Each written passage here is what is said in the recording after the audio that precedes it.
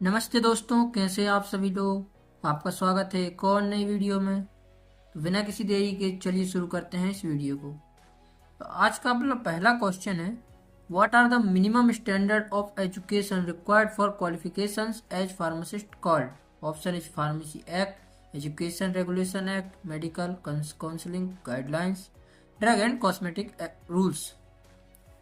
तो आपका answer is education regulation act, क्योंकि यहाँ पे बात हो रही है एजुकेशन की, तो यहाँ पे एजुकेशन रेगुलेशन एक्ट आएगा। Second question is, who prescribes the education regulation in accordance with the pharmacy act 1948। Central government, state government, PCI, UGC. यहाँ पे बात हो रही है अपनी फार्मेसी एक्ट की। तो फार्मेसी एक्ट किससे रिलेटेड होता है? अपना पीसीआई से। तो यहाँ पे आंसर आएगा PCI. Third question is, what procedure is followed for the approval of institution providing pharmacy course। मतलब कि किसी इंस्टीट्यूशन में यदि फार्मेसी कोर्स चालू करना है, प्रोवाइडिंग करवाना है, तो उसकी प्रोसेस क्या होगी? Option is application, inspection, approval, declaration.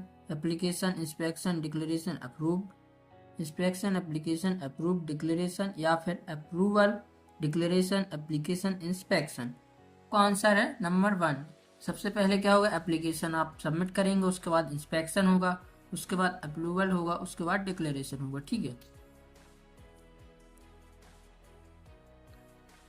Question number 4 is, how is withdrawal of approval of an institution providing pharmacy course decided. मतलब ये है कि जो फार्मेसी कोर्स किसी इंस्टीट्यूट को दिया है, उसे विड्रॉवल कैसे कर सकते हैं, मतलब कौन कर सकता है?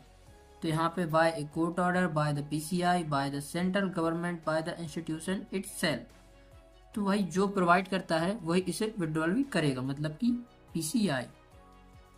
Fifth question is, what is the purpose of approval of qualification granted outside India.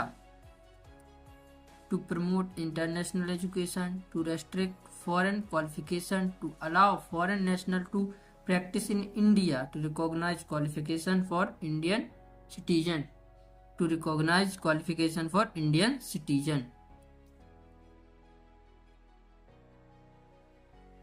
6 is, in what year was the Poison Act introduced। मतलब पॉइजन एक्ट कब आया? Option is 1990, 1941, 1954, 1948। Answer is 1990।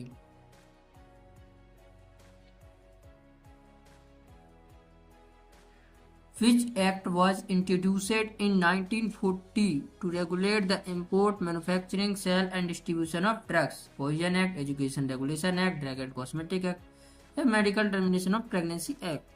तो आपको पता है सिर्फ 1940 में अपना एक एक्ट आया था जिसका नाम है drug and cosmetic act.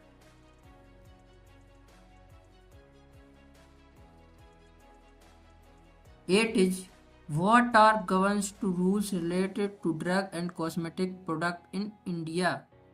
Poison act, education regulation act, drug and cosmetic act, patent act. तो आपको नाम से ही पता चल रहा होगा, drug and cosmetic act, drug and cosmetic act. ठीक है। 9th question is, which act was introduced in 1954 to regulate objectionable advertisement related to drug and magic remedies। इस क्वेश्चन का आंसर शायद तक मैं पिछली वीडियो में भी दे चुका हूँ, ये फिर से आ चुका है। इसका आंसर है ड्रग एंड मैजिक रेमेडीज, मतलब झाड़ फूंक वगैरह तंत्र मंत्र की जो भी एडवर्टाइजमेंट होती थी उनके रोकथाम के लिए ये drug and magic remedies act को लाया गया।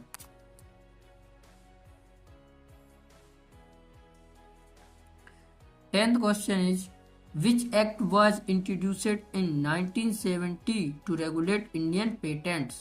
तो ये भी अपना इंडियन पेटेंट से रिलेटेड है, तो आपका आंसर भी सेम होगा, poison act, Indian patent act, drug and cosmetic act, price control order. तो आपका इंडियन पेटेंट एक्ट 1970 में अपने 2 एक्ट आए थे, एक है अपना इंडियन पेटेंट एक्ट और एक है drug price control order. 11th question is, what year was the medical termination of pregnancy act introduced। Medical termination of pregnancy act है वो कब आया था?